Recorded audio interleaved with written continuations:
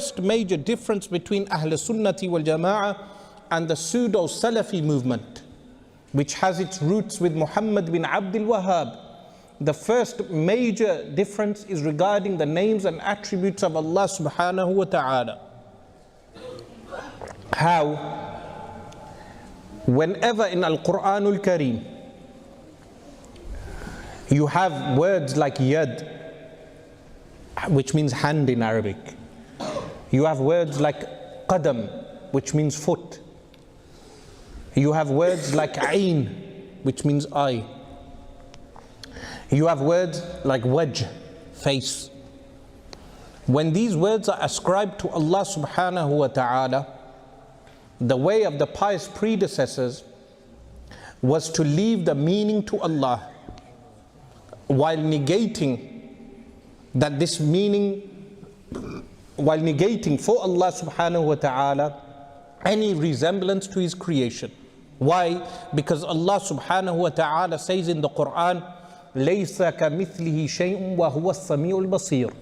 لَيْسَ كَمِثْلِهِ شَيْءٌ. There is nothing like Him, yet He is all hearing and all seeing. So they would negate any likeness of creation to Allah subhanahu wa ta'ala. This is one of the attributes that the Ahl Sunnati wal Jama'ah affirmed for Allah. Al-mukhalafatu lil-hawadith, which means what? Opposition to the contingent. Allah subhanahu wa ta'ala bears no resemblance to creation. This is the first difference between Ahl Sunnati wal Jama'ah and the Salafi movement. This is why Abdul Rahman Hassan refused to debate the issue of al-asma' wa sifat, because he knew that there would be major shame on the pseudo-Salafi movement when their anthropomorphism, meaning their likening Allah to creation, would be exposed.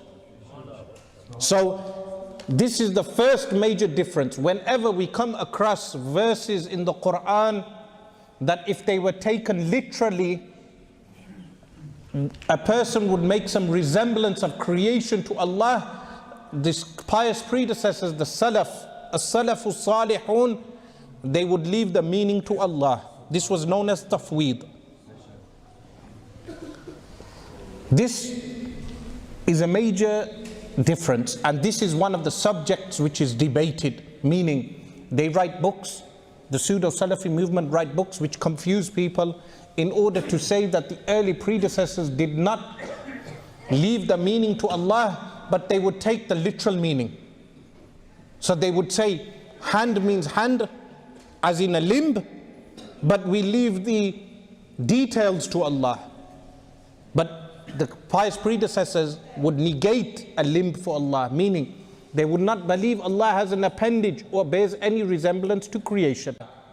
Likewise, the disputes that occurred in the Indian subcontinent in the 1800s, the principal disputes were not regarding peers, whether you should have a peer, a spiritual guide, or whether you should wear ta'weed, an amulet, or whether you can circumambulate graves. These were not the principal issues. The principal issues first debated, even though circumambulating graves is prohibited, haram in Sharia.